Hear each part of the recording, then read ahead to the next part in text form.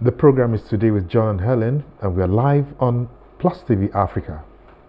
Our final guest is in the studio, and we're set to benefit from his wealth of knowledge and experience. First, let's meet Dr. Gbadamosi Oluwaseyi Lawal, a highly dedicated and experienced medical practitioner, currently Senior Medical Officer at the Primary Healthcare Oriyonri, am I right? That's right. Victoria Island.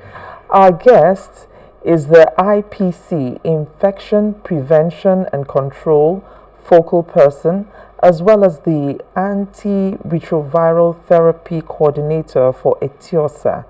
Dr. Lawal's passion for public health was ignited by the understanding that prevention is often more effective than treatment in maintaining patient health. Let's welcome renowned Dr. Gbadamosi Oluwaseyi Lawal.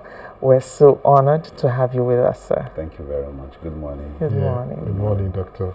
So health these days, as always, is more than wealth, and good health is good life. So thanks for joining us, and let's get straight to it. I've been waiting for this moment for a long time. Yeah. So I would want you to give us an understanding of some basics of hepatitis and HIV. They're almost like twins. Well, most times we pair them. Could you briefly explain to us what hepatitis and HIV are and how they affect the human body? Thank you very much. So hepatitis and HIV, there's something very common about them. They're mostly caused, or they're caused by viral infection. So HIV is a viral infection that affects the entire human immune system, whereby it attacks the CD4 cell, which is the T cells. So more so is more like the soldier cells of the body. That's the CD4 cells. CD4 cells, yes. It's also called, or you say the T cells. Okay. They're like the soldier cells of the body, whereby they fight infection. Okay. Whereas hepatitis is an inflammation of the liver caused by this, by virus as well. And you have types of hepatitis. You have the hepatitis A, B, C, D, and E. Yeah. So the A and E are mostly caused by contaminated food or water, which most times they can be resolved on their own. Okay. C can also be cured, as you can also take the antiviral medication that can cure C. But B can only be managed. Can only be managed? Can only be for managed life. with. For now? For now, with antiviral medication. Okay. So, and also, it now depends. If your viral load is a bit low, you might necessarily not even have to take medication in hepatitis. Okay. Yes, because most times they keep a watch. You have to be at the facility or the clinic to ensure a routine check on the liver, just to be sure the viral load is kept at the BRS minimum. So at that point, you don't need any medications, provided the person is not coming down with any issues that have to do with the liver. Whoa. Okay? That's a bit scary. It is. Anything health. So that's they are just similar, and also you have the medications you can take for both of them. And the most important is for us to have those medications taken judiciously in order to keep the viral load very low. Wow, interesting. Yeah. So there appears to be some common misconceptions about hepatitis and HIV. What are some of the common myths about hepatitis and HIV that you encounter in your practice? Okay. A lot of people still believe hepatitis can be cured spiritually, or HIV can be cured spiritually. In a prayer house? In the prayer house. I believe in spirituality as well too, but I also believe God, of course, God created science. And God created all the, treatments, medication, sciences, just for us to have solutions to our health. And He created you doctors as Of well. course. Yeah, also a child of God. So, also, you also have those that would still believe you can also contract the virus via hugging, Just hugging. Yes. Which one now? HIV? Both of them. Whoa. But you can't. You can't. Of course you can't. What about kissing? No, not net. Well, in hepatitis B, the risk is still very low, but in HIV, it's not possible. I remember Because the virus at that point is very weak, and there is no way you can contract that virus via kissing in HIV. I remember some years ago, I met someone who has HIV. Yeah. This was in England, actually. And we had lunch or dinner together. And when we finished, she actually remarked that, that she's quite impressed that people have agreed to sit with her and have dinner.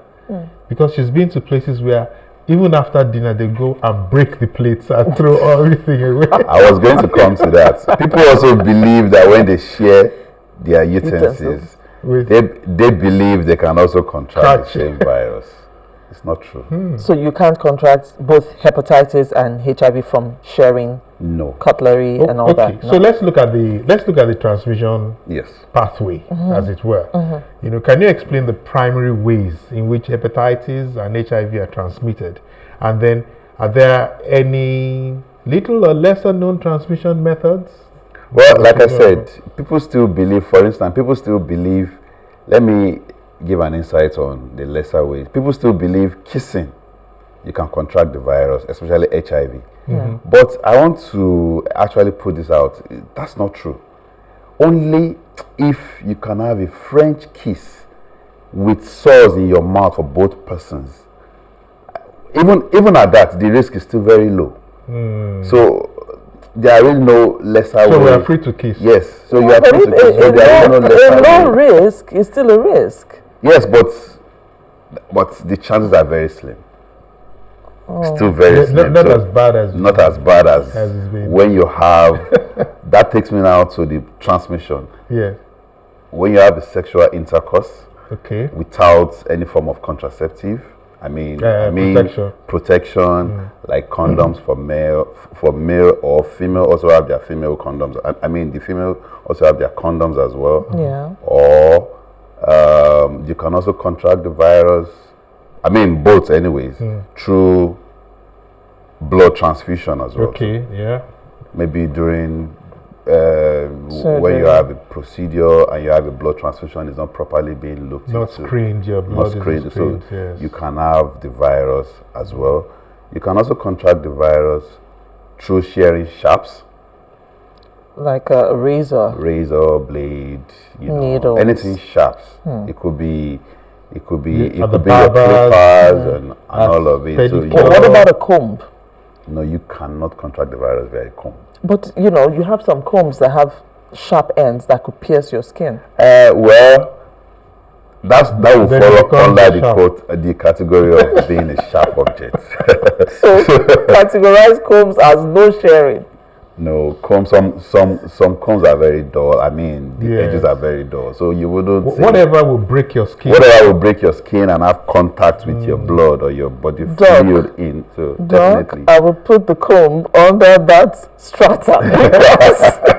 So combs are out. So combs are really out. No, so you are not likely to contract the virus via those dull objects that will not create a break in your skin or in your body, exposing you. So that's not possible. So any other? We've talked about how people that also kisses are allowed. Yes, they are allowed. You can share. People that also have tattoos drawn on them. The equipment or the machines or so could be a bit sharp. Sometimes it could get them injured, and then most times you even see some blood. So sometimes you could get the virus stuck in there, and using it for another person. Of course, is a way of transmitting the virus as well. At the barbers, sometimes you don't even need to get to the barbers. Just by the roadside, you see a lot of who shave with a razor, and they use the same razor for repeated people. So, for different customers. So those are just one of the risks There are so many Pathways, challenges that Yeah, we people need to, we're you having. know, for us ladies at the salon, you know, sometimes we trim our brows because we have to look You know, fly. also too, you And need to so- be aware that some of these are pedicure set as well. too. Yes. You can get exposed to all those things that can get you infected as well too. So These it's are- always very important To be, that you have your own yeah, to yourself. err on the side of We caution. take a lot of these things for granted. Yes. you We know. should. We really take these things for granted. So there are just so many ways we need to cope this. So prevention, no doubt, is always key Yes. in situations such as this. What are the most effective strategies for preventing transmission of hepatitis or HIV? First of all, it's just better you avoid multiple sexual partners. That's key. On both Avoid sides. on both sides. Avoid sharing sharps, even with your family members. It's very key. Avoid sharing sharps with them. Everybody should have his or her own, you know, our own item or you Yes. know what they use personally. Also, use contraceptive when necessary. Okay. Even with your partner. Well, with your partner, yes, when necessary, and that is if you and your partner are aware of your.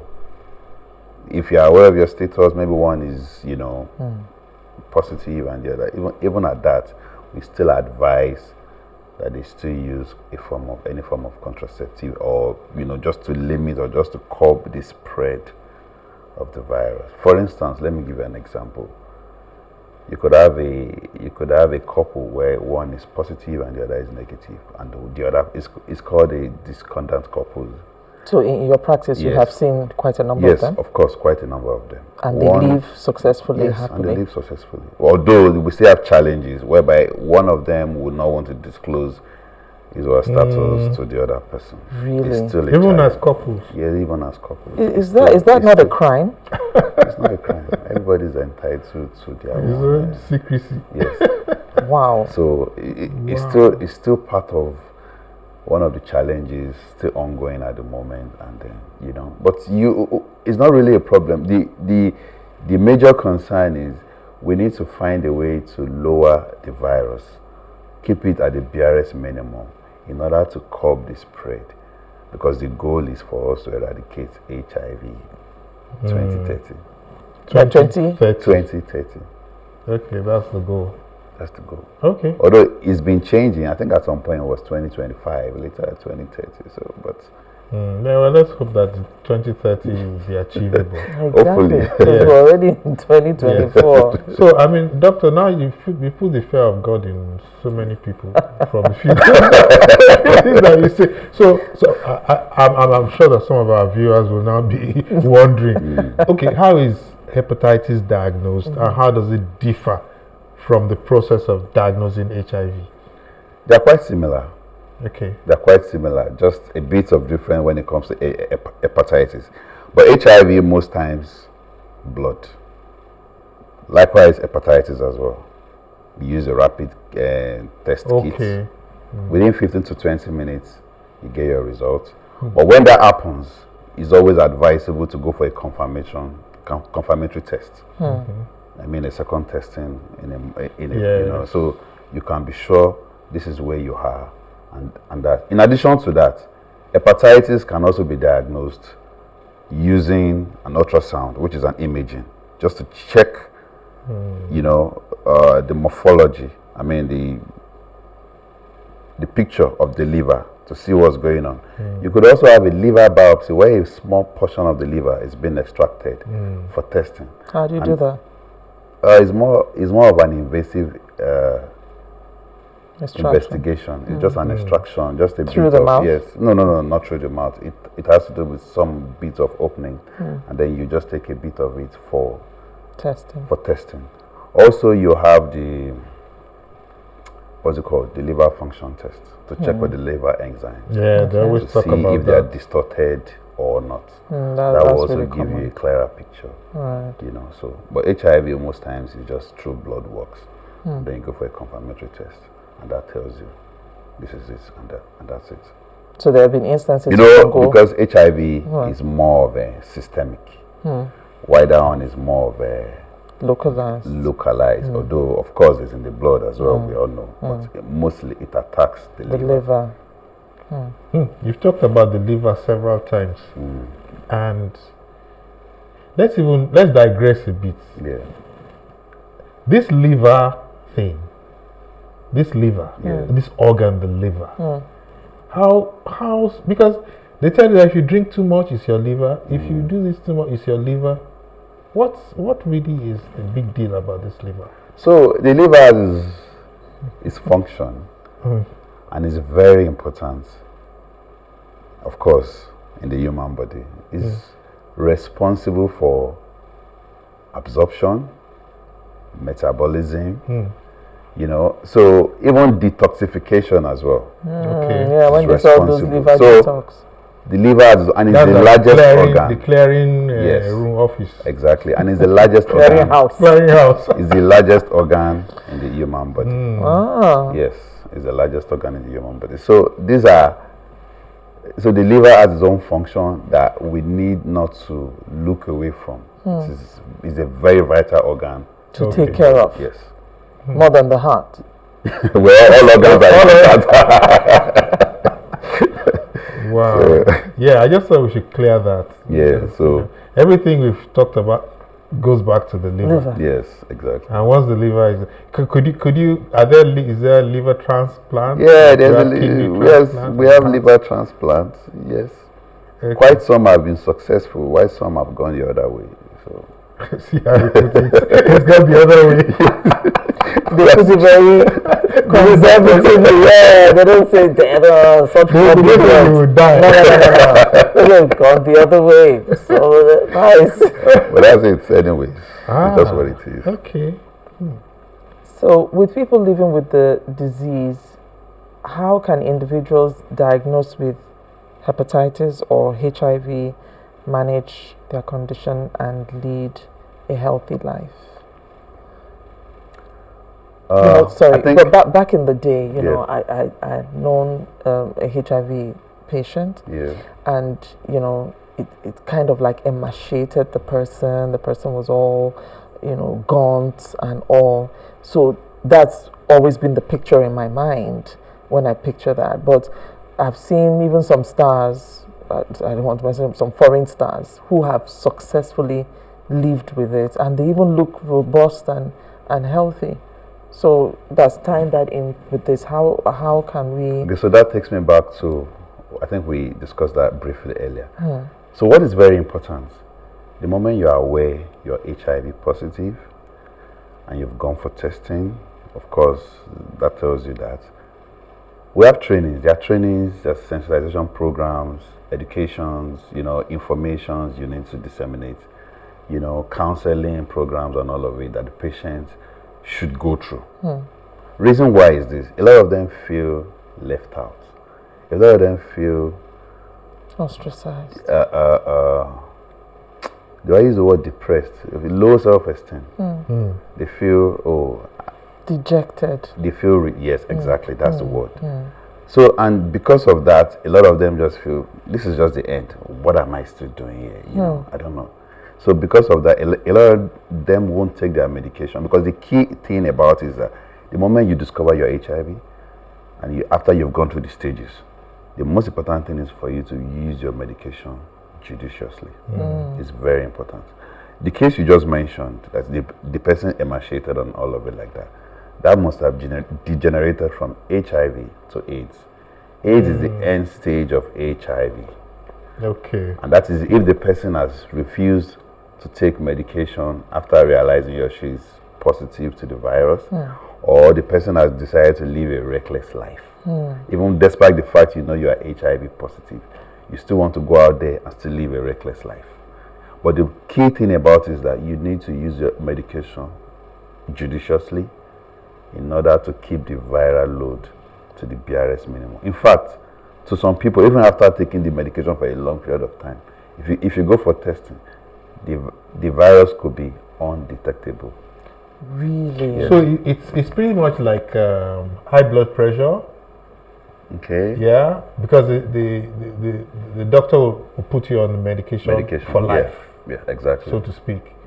So once you have it, make Yes, sure you you are use your right. I medication. think I understand the angle you're coming from. Make sure you use your medication Regularly. Or even when you think it's clear, Yeah. continue. Just continue. Keep at it. Exactly. Because, and that is why a lot of them still believe that even after taking the medication for a long period, that they are and they still- go for Checking. for the test again, and they realize they are negative at that point. It is not because they are negative, it is because the kids can't pick it up, because at that point the virus is at the Suppressed. barest minimum. So, It's called undetectable. but they must keep taking the They medication. must keep taking their Otherwise, it will resurface. of course it will come back. So because a lot of them still feel if they don't, now that it is, I can't detect the virus, So I'm good. I'm good, and some of them believe it's miracle, and then they stop their medication, and you know this thing comes back. So maybe the example you've just given, maybe that was what transpired, or the person did not even commence on medication at all, Oh. and then it will lead to AIDS, which is an irreversible damage. okay, once it gets to When it gets to that point. Irreversible. At that point, the person falls down. Falls sick, because so many opportunistic infection will set in and all of it. HIV is brother and sister to, is a brother to, or a sister to HIV. To AIDS, you mean?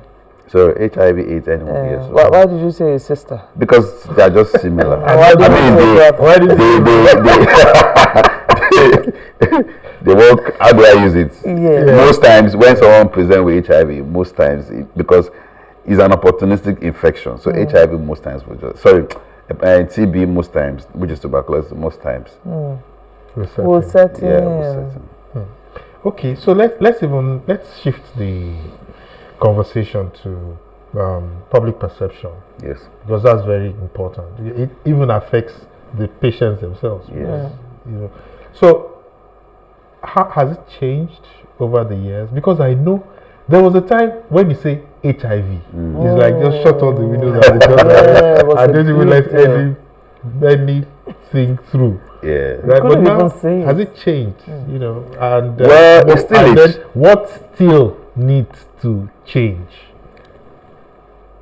Well, it's still a challenge. Yes. It's still a challenge. That's the truth.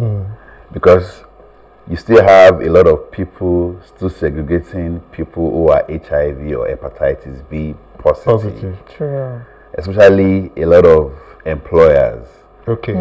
after testing their employees, seeing that they are having so virus, a lot of them want to lay them off. Arm's length. Or if it was even a pre-employment Yes, test. even if it's a pre-employment test, they wouldn't and hire you.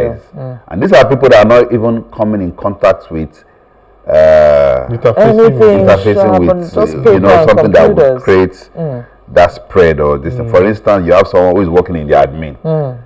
How would the person have an interface with anything that has to do with someone else's blood or Personal. anything? I don't know if you understand what I'm saying. Yes. So why would you want to lay such a person off because you feel the person is HIV or has hepatitis B? I've seen that a lot, and it's still happening. So that's why I said it's quite a challenge. In fact, it's actually a challenge. People still have that perception that yes, let's stay away from them. We don't want troubles. We don't want issues. At least I've seen a lot, and I still even recently I still saw issues like that. And what I try to do is to even discuss, to talk, be the employer, To the employer, yes. Just to counsel them and to say, this has nothing, but some of them already have their mind made up. They already have that perception about, I don't want trouble. I don't want this thing. You know what it means. So a lot still needs to be done. Information still needs to be passed out, disseminated. Yes. A lot of education still needs to be done. Sensitization programs, Yeah. awareness, just to let them know this is it and this is it. This virus won't spread when such a patient is like this. It can only be done when you put yourself out sharing sharps, sexual partners, multiple sexual partners, risky lifestyle, and things like that. So the information still needs to be disseminated across. Sensitization is also key Very important. in this, so that people can have a different perception about. Yeah. But would you blame employers maybe in the care sector, maybe trying to hire nannies for children or caregivers for the elderly, who we consider vulnerable? Would it not be within their rights to check, and if the potential employee has those conditions? No, it is very essential they do the testing.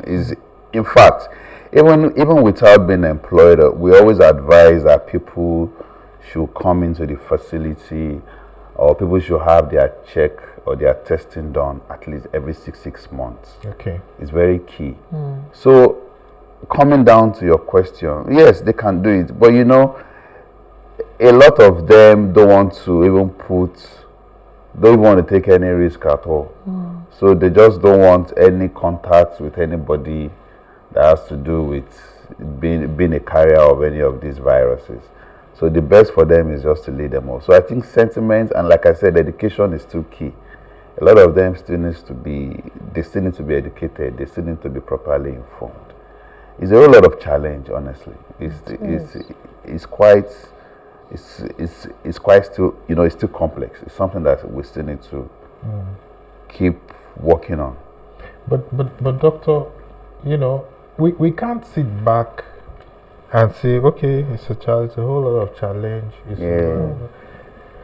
What do you know of what is government and maybe No, the government is really trying. I must commend them for that. They are really doing but you're a government worker. Yes.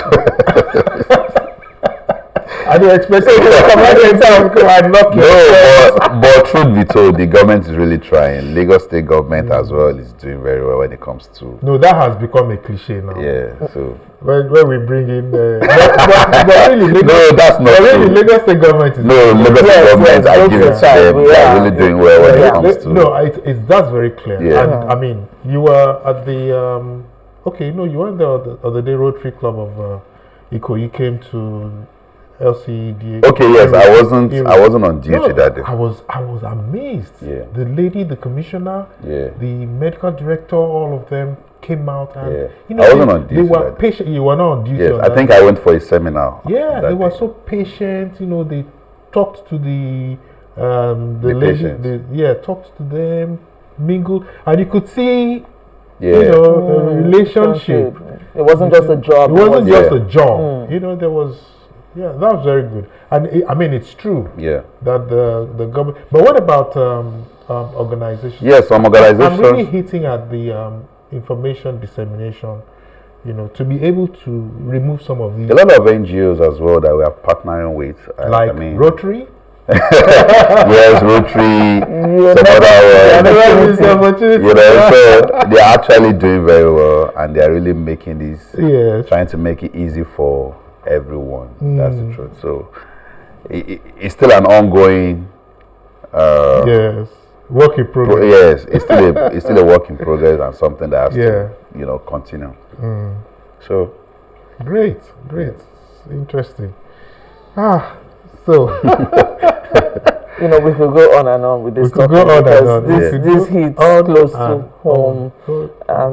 I think almost every family would have had some impact or the other with someone that has this communicable disease. But time is not our friend. So like they always say. Like it's always said. But I will advise people, and let me just say this, people should stop stigmatizing against people living with HIV or hepatitis, be it organization or individuals, because it can lead to cognitive disorder in some of or in people living with these diseases. So it can lead them to depression, mental breakdown, emotional stress and all of it. And some of them feel isolated. They feel less of themselves.